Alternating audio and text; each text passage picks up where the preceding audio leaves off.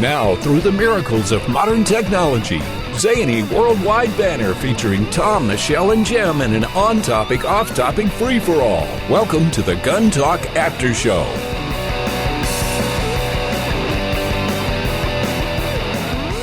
It's the After Show where Jim and Michelle and I create mayhem all around. Michelle Cleland, how are you? I'm great, Tom. How are you? I'm good. Happy Mother's Day. Thanks. It's a happy Mother's Day to all those women out there as well. That's right. Jim Kinsey running the board and trying to duck whenever Michelle reaches over to smack him. So that's always a good thing. And I'm going to wish a happy Mother's Day to all the single dads that are doing double duty.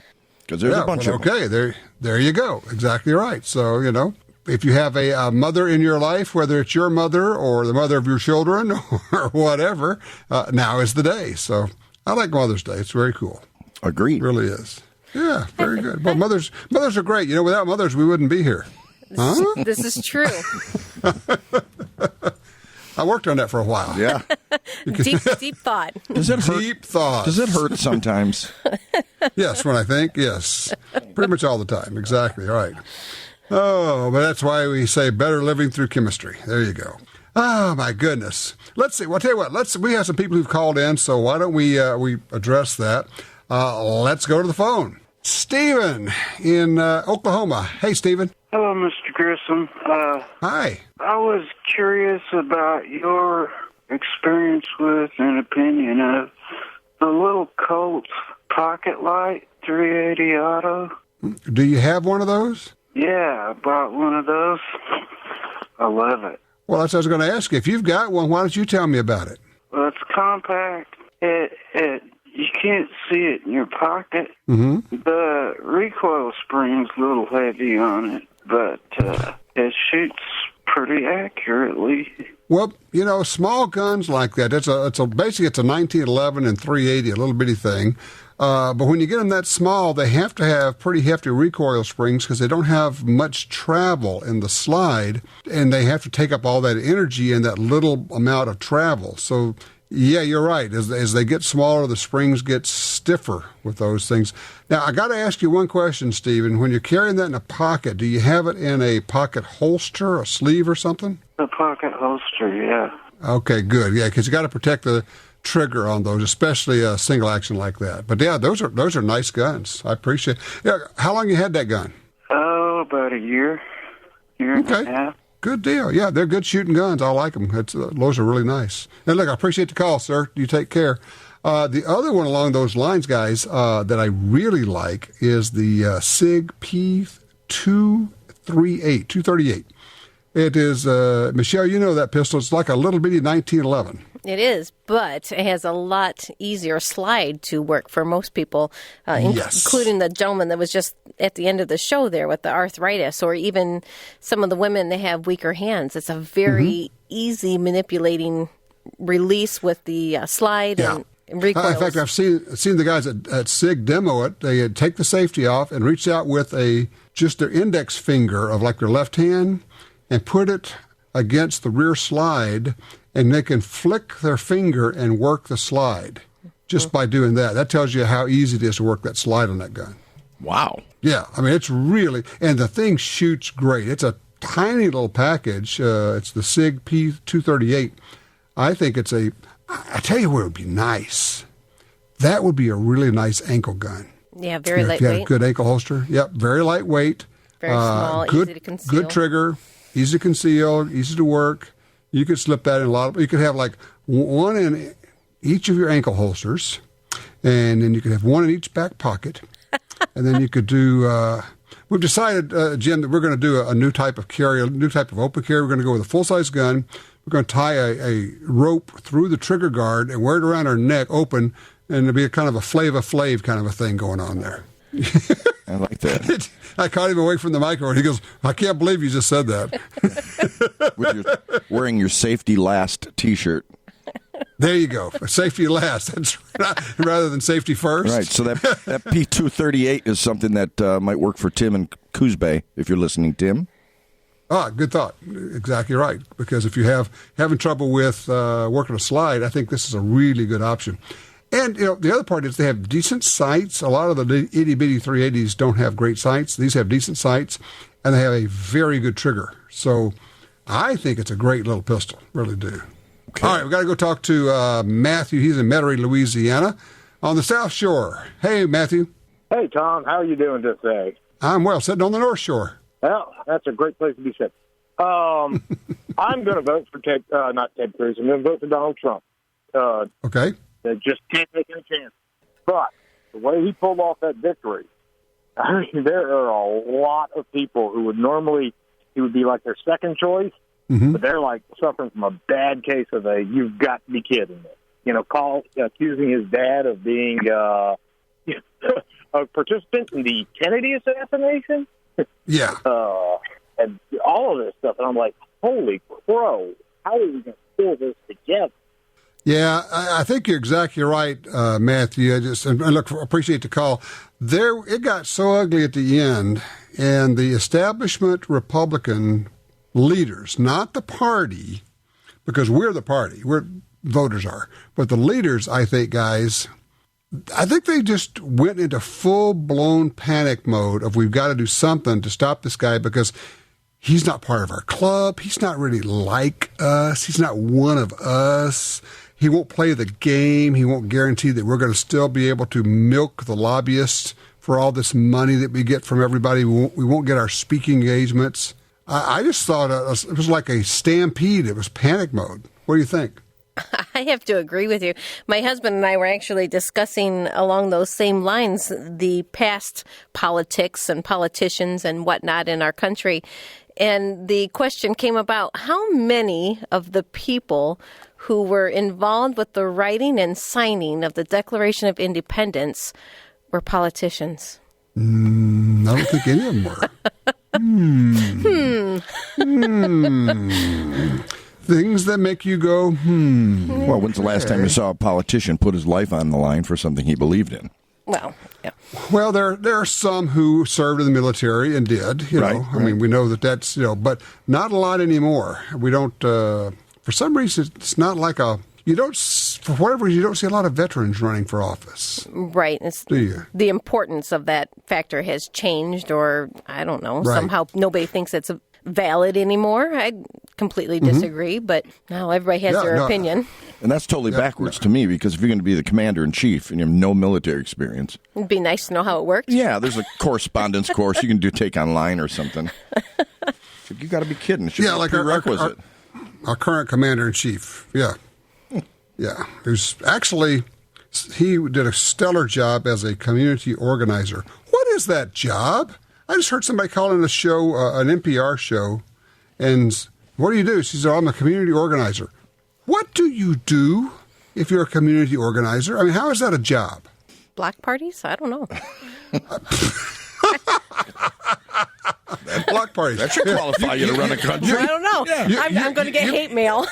You make sure you get the barbecue and the charcoal lighter. I don't know. It's I don't know. I don't know what that is. Well, that's how you get practice. You pay off somebody to get the permit first of all, and then gets kind of grooves you for politics. Okay. Weird. I mean, weird. Just weird. Thanks, Jim, for being the same one there.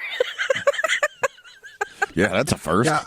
Yeah, I was actually listening to Saturday. On Saturdays, I like to listen to NPR when I'm driving around because they've got Click and Clack, even though those guys aren't still around. They're running recorded shows, but they're fun. But then they have the show called Wait, Don't Tell Me. They had a panel, and they were like going out of their way to see just how nasty they could be about Donald Trump. And it just sickened me because they were so smarmy, smart, condescending, elite, we're on the know, and the knuckle dragon mouth breathing people who would vote for Trump. It's just unbelievable, and of course he's going to get crushed, by St. Hillary. It was unbelievable. Well, I think it's just classic of how the media drives where we go or how we're headed or the thought process that people have going on in their brain. Did you see the quote on Friday from one of Obama's staff who was talking to a reporter, and he said, well, we control the media. Well, just there it is. We control the media. So, in other words, we can decide what people know. Obama said that at his last address for the news folks. I'd like to thank the media for cooperating with us the past 7 years. That's right. For working with me, it's kind of like, we're all in this together. Wink, wink, nod, nod. We've got, you're going, really, the media should be saying, no, we're going to expose you because that's our job. We're going to dig and pull back the covers and expose you. Anyway, I get going on this rant and I'll never stop. Let's talk to Frank in Talkeetna. Talk about guns again. Hey, Frank. Hey, Tom. Listen, don't go down that path. I eat my heart out at least 6 days a week. What I like about NPR's on Saturday are shows like Mountain Stage. There you go. West Virginia. Yeah, they're actually, and look, don't get me wrong, I actually like NPR. People like to make fun of it. But you know why I like what they do most of the time is because they give their people time to develop a story. Instead of saying you have 45 seconds for a story, they give them 4 or 5 minutes, and so you can really get into some meat and they do some interesting things. But occasionally you'll get a show like that. It just makes you, want to scream at your radio. Yep, I really do enjoy bluegrass and Appalachian music, and that's where I get to hear it. Yep. Exactly right. Yeah. So what are you calling about? Well, I need information. There's an old gun company run by a new company. The name you will remember is Ivor Johnson. Oh, yeah. Aha, yeah. Aha. Well, they ain't your daddy's Ivor Johnson. Right. This is a new company bought by some folks, and they're getting and selling 1911s.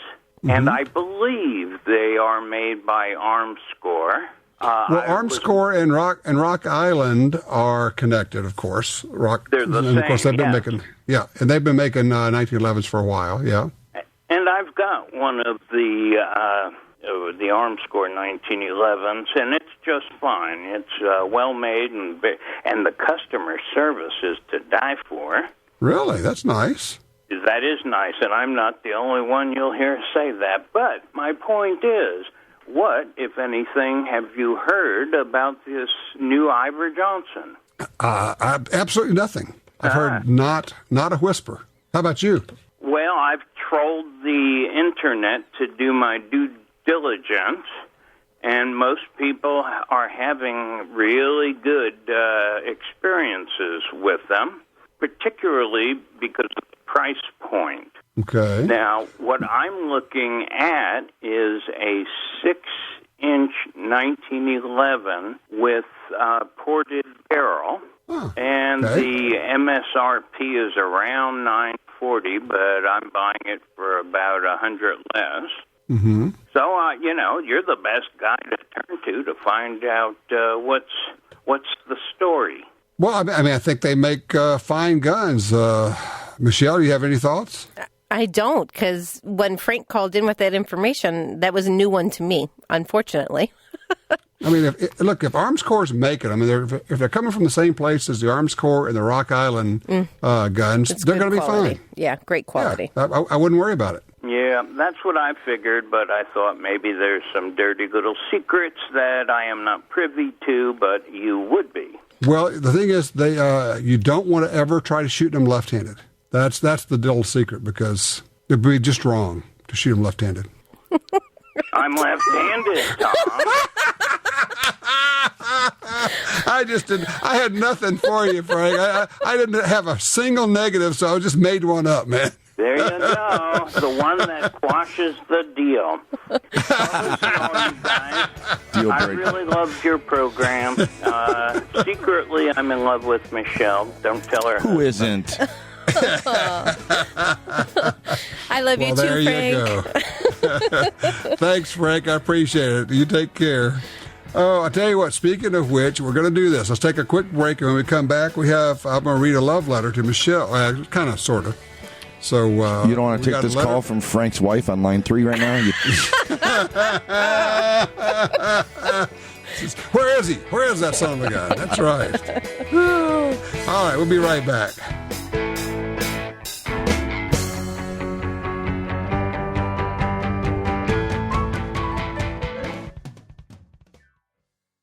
You like free stuff, right? you like good deals, and you want more guns, ammo, and accessories. So get all of that with the free, yes, the free smartphone app, Gun Dealio. With Gun Dealio on your phone, you'll get special offers and deals when you walk into a gun store. Plus, check it anytime for hundreds of deals and offers. Who wouldn't want that? Gun Dealio at the App Store and Google Play. GunDealio.com.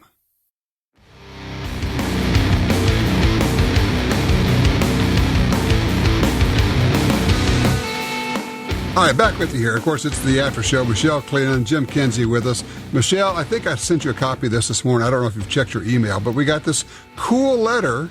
She says, I'm writing to see if Michelle Cleland would be willing to help my wife pick out a pistol to purchase. Please send me Michelle's email address. I did not. Or forward it to her. I did. If you think this is something she's willing to do.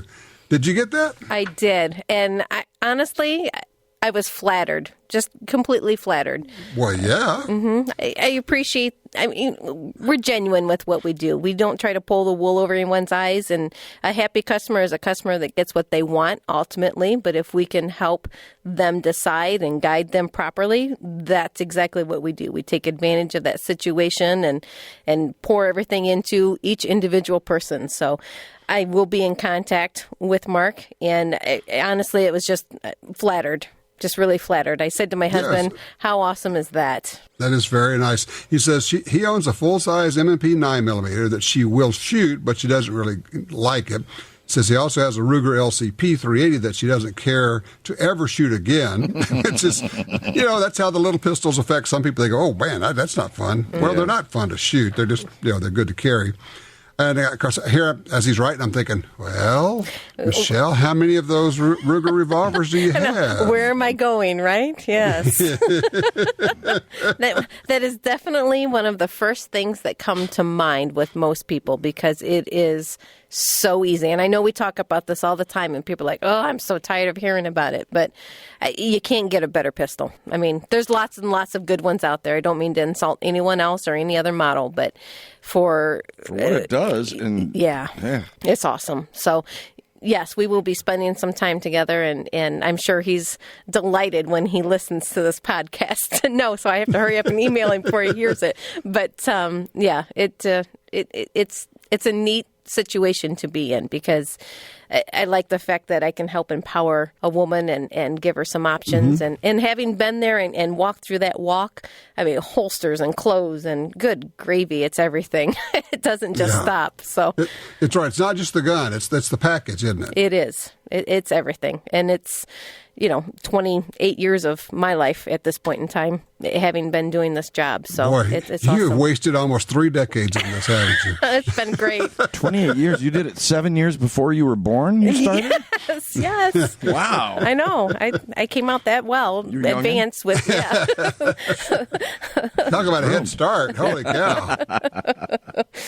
Yeah, so. I was just looking it up. I mentioned earlier to one of the callers, I said Ruger had a 380. Yeah, they do. They've got one called an LC 380. It's bigger than the LCP and has a really, really easy slide to operate. I really like that mid-size 380 kind of world, because now you have a longer slide. It's very easy to work the slide on these things. Plus something to hold on to. Nice. Yes. Yeah, mitts like mine. And I carry an LCP. Right. That's gun number 2. But they're high. I can only put 2 fingers on it. That's a huge problem when people come into the store. They get these itty-bitty guns, and then they want an extra long magazine, or you start getting into the grip extensions, and it's like, let's go a different route. I'll sell you that gun, but let's look at what else there could be.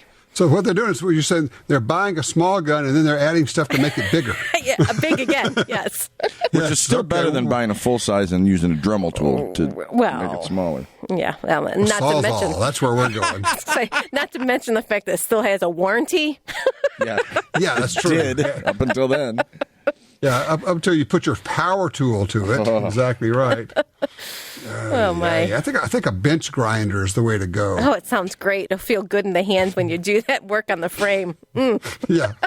Who was I talking to? Somebody. I know what it was. The guys at Mossberg were telling me. Says their JM, I think it's 930. It's a really nice semi-auto pistol. A lot of the competition shooters are using it, but competition shooters, being what they are, these 3-gun guys, they want to mill away part of the receiver for faster loading and all of that.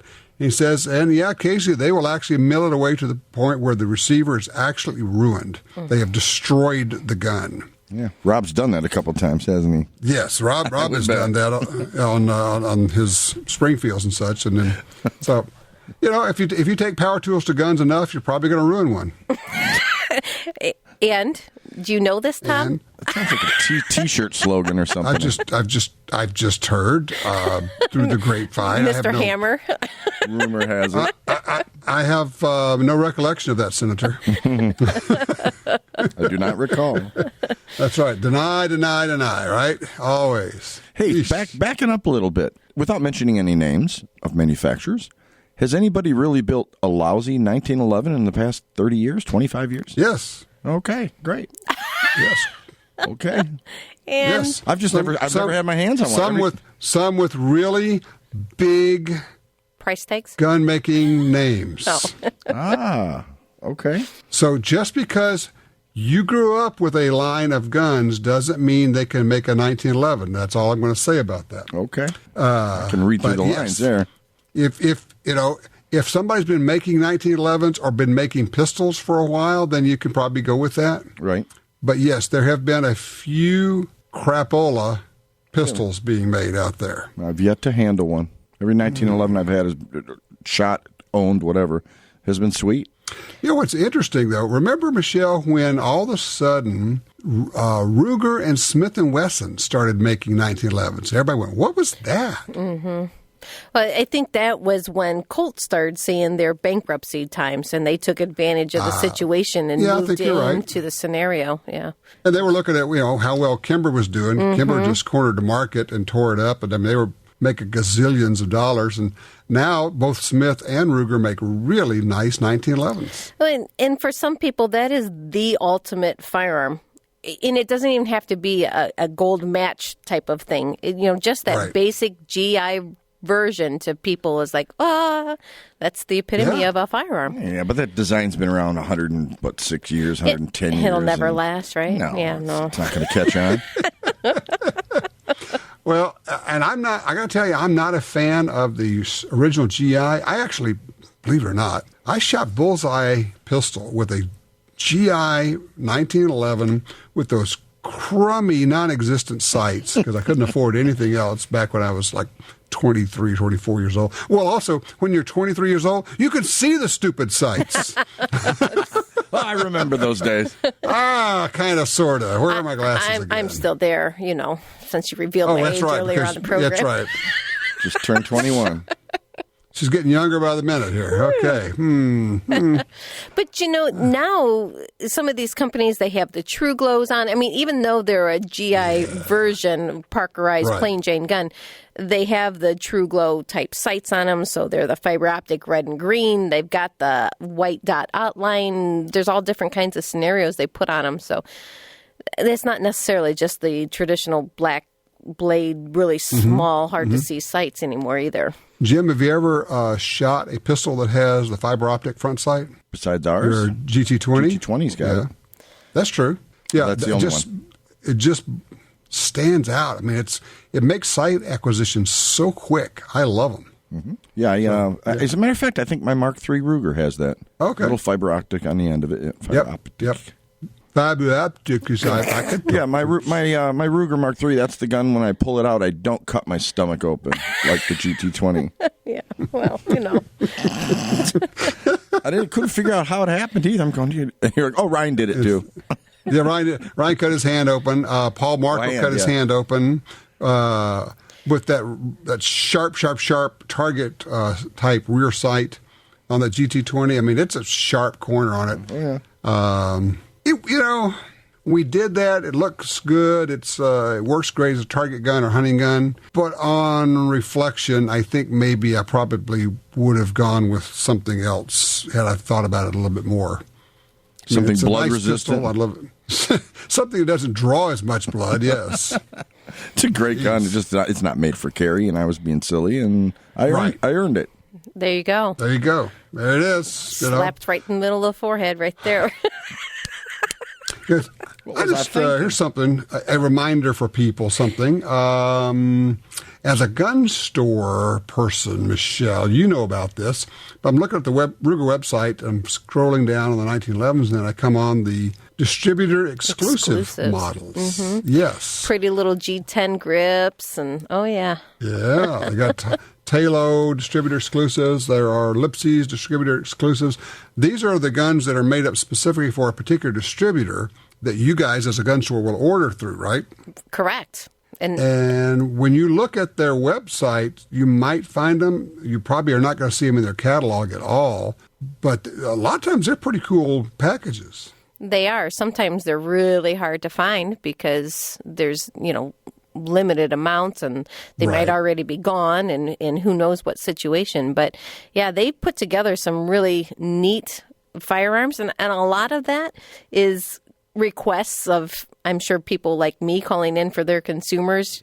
We've got all these colors and everything else to the world, and that just keeps getting pushed a little bit more. So they come out with these flat dark earths and these teals and purples and pinks, and they can do a lot with it anymore because they're all the a plastic type of firearm. So they can do a lot. They can make up neat pistols. No, I'll say I'm to look at everybody from Lipsy's. I'm looking at their flat dark earth Glocks. Davidson's has exclusives. I mean, I guess most of the distributors have exclusives like that. Right. And SIG has lots of them. Yeah. Unfortunately, certain distributors get some, which makes it really hard because then there's only one source. And then when the cry for demand outweighs the limited availability. But, we live in a very unique time where we have lots of great designs and lots of purposes of carry, whether it's for fun with target plinking or concealed carry, and they meet that demand. It's actually a great time to be in as well. Ooh, I just found one. Where's this? Lipsy's. Ruger Flat Top 44 Special 5.5-inch blue. Ooh. Single action 44 Special revolver. There you go. That's pretty nice. Not everybody's going to want one, and I don't know what the run was. Sometimes it can be as small as 500 guns. Great deer gun. You never know. What was the barrel length? No, it's a 5.5-inch single action revolver. Yeah. Yeah, that would work. Mm-hmm. Loaded up. 44. It's 44 Special though, not a 44 Magnum. Right. I hope that answers your question, Steve. I always wanted to do that to you. So what? Are we still in a call? I'm confused. I don't understand. It hurts. Yeah, I can spend a lot of time going through looking at these special guns that are not available other places, and you go, well, that's pretty cool. Right. And you know what it is? It's like you say, Michelle, it's you calling in and talking to the distributor, and then they usually have one or two people on their staffs who are real gun folks, and they do the whole what if. What if we had Ruger take this caliber and put it in that revolver and use these sights? And, thread the barrel. And what if we brought back the Mannlicher stock? What could we make with that? Yes, exactly. Yeah. Mm-hmm. It happens. There's a 1022 out there like that right now. Yep. Mm-hmm. Well, speaking of 1022s, we have ordered 1022s with integral suppressed You did, barrels. Yeah. Yes. We went ahead and got it in the works just because. And here's the other thing. Because of that, it's permanent. It's not a short barrel rifle. Even though the barrel itself is shorter than the 16 inches, when the suppressor is permanently attached, then it's the overall length with the suppressor that becomes part of the barrel. Did you ever get the question answered about cleaning them? Because 22 is pretty nasty to begin with. I asked John Hollister at SIG. He's their suppressor guy. He said he doesn't clean centerfire suppressors at all. Never. Okay. There's rifle barrels, it just burns them right out. He says 22s, you can either soak them, but usually on most of these you can take them apart. But he was kind of in the category of he just doesn't clean them at all. So I was like, okay. Because Slip 2000 makes some pretty good stuff that's supposed to go through and cut that out of there good. Yeah. So you could take that, what do they call it, carbon killer. Mm-hmm. Yeah, and put it in a whatever, Tupperware tub or something. Just drop the suppressor in there and leave it in there for 20 minutes and pull it out. It's going to be clean. Okay. That's just, you don't have to scrub, you don't have to do anything. But like okay. on an integrally suppressed barrel, just wondering if the cleaning would become an issue at some point if you can do that, or if you had to buy a replacement. Well, no, the thing is that on a 1022, you can pop the barrel off. It's just nothing to take a barrel off a 1022. So you could soak it, you could spray it, you could do whatever you want to do to it. Personally, what I like to do is pour solvent down the barrel and then shoot it out of there. Oh, my gosh. God. It's a little messy, but, you know. Hey, if you had to buy a replacement barrel for that, would you have to tax stamp and go through Ruger and get because you're buying a suppressor in essence. You have to get tax stamp to get the rifle, correct? Yes. Because it comes suppressed. So would a replacement part, would they be able to ship you that?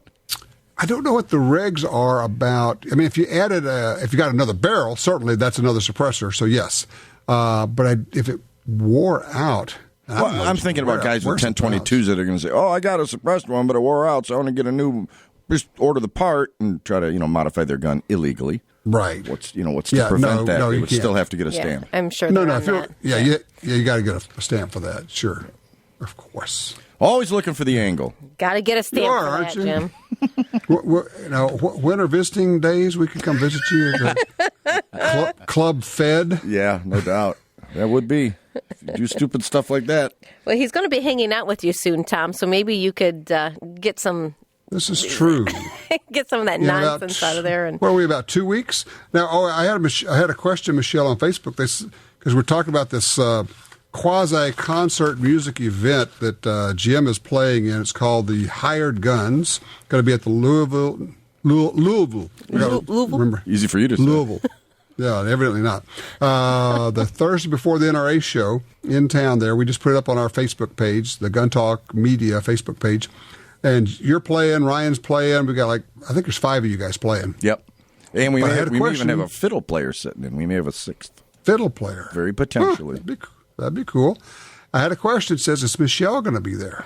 No, I'm not. I would love to be there, though. Rats. Well, if we got Michelle there, we know we could get Frank to show up.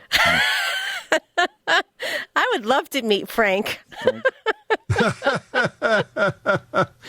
There you go. I could be the doo-up girl. I knew it. See, I knew it. We need backup singers, right? Back up a little more. Keep backing up. Back up from that mic. What? That's right. Hey, can you sing tenor? 10 or 12 miles away.